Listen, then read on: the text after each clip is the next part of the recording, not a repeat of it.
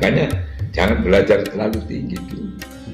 Saya waktu di Madura dulu, gara-gara Ustadz Mustan nggak boleh ngomong lagi, gara-gara menyampaikan tingkat tinggi, akhirnya sama-sama masih lemah imannya, yang tanya lemah gak karuan, gegeran.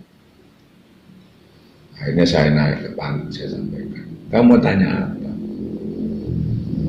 Ya tuh, mau tanya alam Jabarut Lahut, ngapain?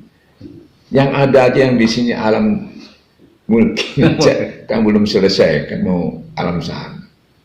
Yang di depan kamu itu, yang kamu bawa sehari-hari ini belum kamu perbaiki.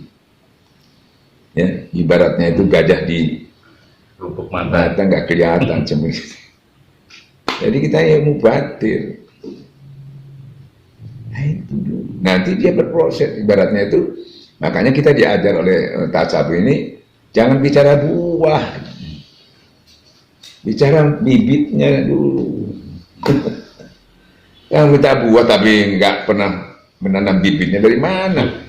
Jangankan buahnya, pucuknya aja nggak keluar. Bibit solehahnya dulu. Bibit solehah itu yang mana? La ilaha illallah diperwujudkan jadi ismu zat. Nggak ada lagi pengetahuan yang tinggi. Saya adalah Nabi Ibrahim, Nabi Musa minta, ya Allah, tolong saya diberi amalan yang top.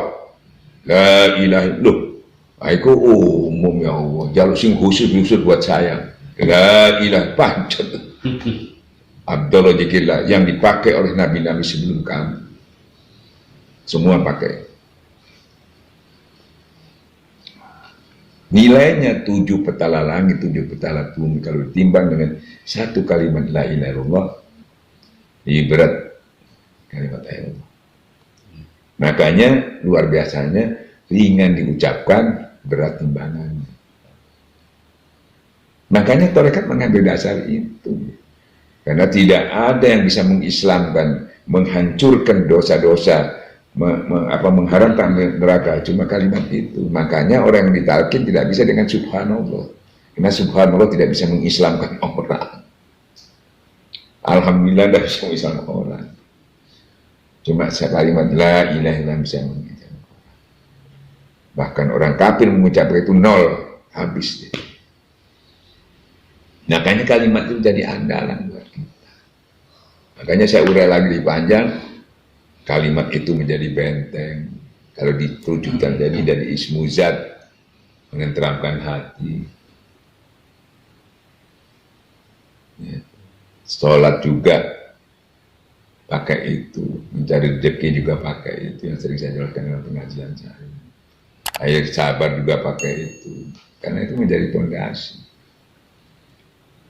Nah orang itu diabaikan. Kalau diabaikan, contohnya orang Badui yang datang ke Rasulullah, dia sudah sholat, puasa, zakat, datang kepada Rasulullah, Rasulullah saya sudah beriman. Rasulullah nggak bisa jawab karena dilihat ya ibadah. Datang malaikat Jibril bisikan, katakan Muhammad, iman belum menyentuh. Dia masih tunduk, masih Islam. Ya sholat puasa. Emangnya udah sholat puasa ya? Bayar zakat haji itu sudah iman. Belum, dia masih Islam itu. Belum iman. Makanya tolong diperbaiki kata Allah. Supaya tidak sedikit, Allah tidak mengurangi pahalanya dia. Menyempurnakan pahalanya. Kekurangannya di situ. Nah kalau kurang imannya, nah kebanyakan di situ umat itu sekarang. Ibadahnya jalan, karena imannya kurang, maksiatnya juga jalan. Nah ini yang bahaya di situ. Itu kajian saya, tapi kajian tasawuf ini banyak nggak suka orang. Kenapa nggak suka? Karena dia nggak beriman. Tauhidnya kurang ya. Tauhidnya kurang. Kalau tauhidnya keluar kaget. Kayak kiai-kiai itu yang beriman kalau kita ceramah dengerin macam ini. Mau nanya apa?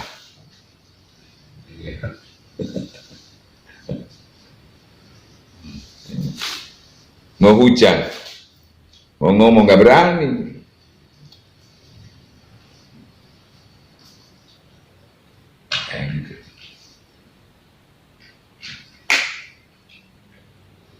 Mungkin di luar Pak, karena salah metode.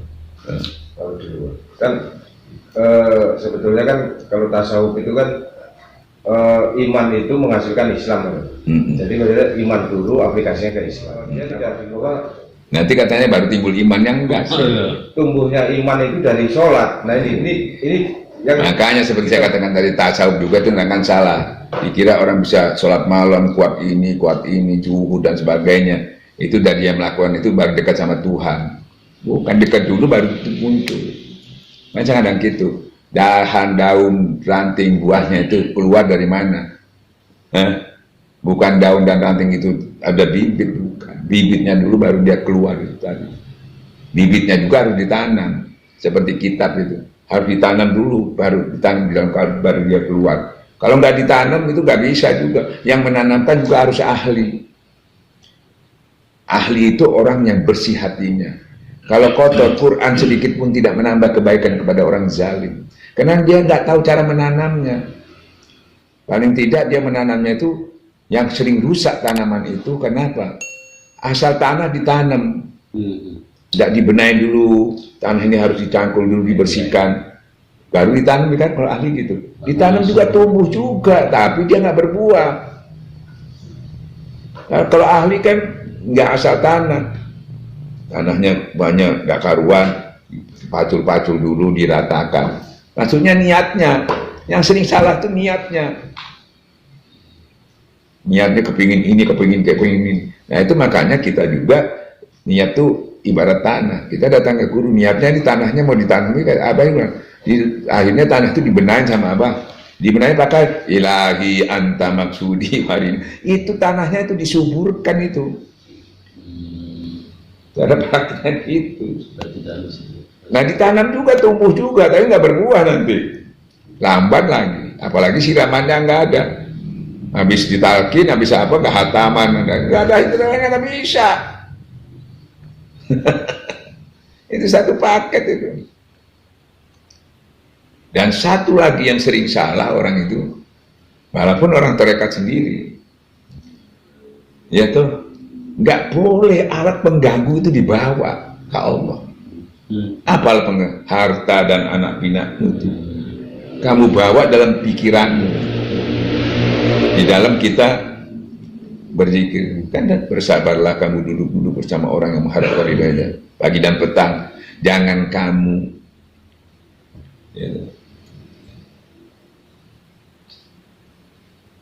bersabarlah kamu duduk bersama orang yang mengharapkan ridhonya pagi dan petang.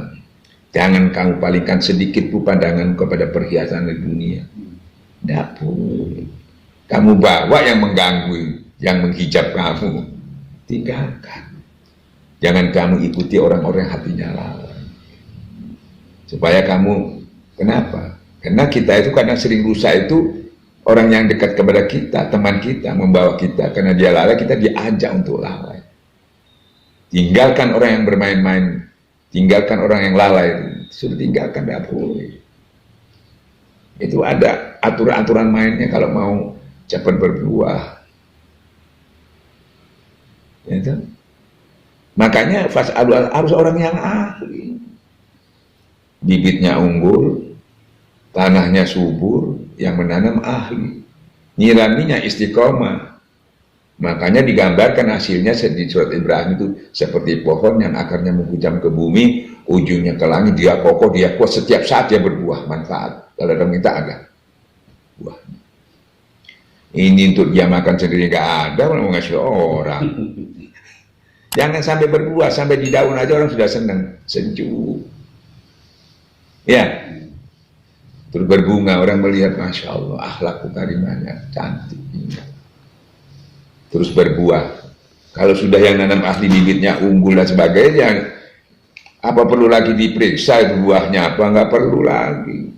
Apa mau direkayasa? Ini bagus, ini jangan, nggak perlu. Nggak perlu. Kita makanya orang sufi nggak banyak. Ini begini, nggak ada. Pokoknya ini sudah. Tidak ada rekayasa. Kalau ada yang masih merekayasa, membuat begini supaya, apalagi ada yang berbahaya lagi itu kalau murid-muridnya seakan-akan guru ini belum sempurna memberikan buahnya, dia tambah-tambah begini supaya dibeli orang. Guru muridnya bodoh. Ya, pasti hasilnya sudah baik tanpa kamu promosi. Nah itu. Nah makanya saya beri contoh tadi, kita kembali kepada pekerja tadi ya, dapat, tahu-tahu terganggu teman, akhirnya nggak masuk, males, ya. Apa yang dijanjikan perusahaan tadi dapat nggak? Nggak dapat. Kamu itu jangan merubah takdir. Orang harus mengatakan jangan, justru kamu harus mengikuti takdir. Karena Allah itu yang menakdirkan, pasti Allah tidak zalim. Orang berdosa aja diampuni sama Allah, masa Allah membuat yang salah aja diampuni? Masa kamu nggak salah takut? Jadi kita ikuti aja perusahaan itu sesuai dengan perjanjian. Nah kamu menyimpan, nah itu namanya kata Allah, bukan aku tidak menyadari, perusahaan tidak menyadari, kamu menganiaya dirimu sendiri.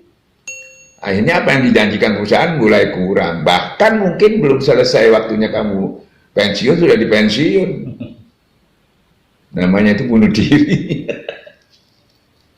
Jangan salahkan Tuhan. Allah tidak mengingkari perusahaannya, tidak mengingkari janji. Itu yang mengingkari janji. Karena terpengaruh teman. Enak di sini, anu aja sudah. Nah, kan terpengaruh. Supaya tidak terpengaruh, sampai juga harus punya teman. Teman yang mana? Temannya di majelis. Harus punya teman juga. Gitu. Kalau tidak punya teman sampai di majelis, wah, siapa yang ingatkan kita?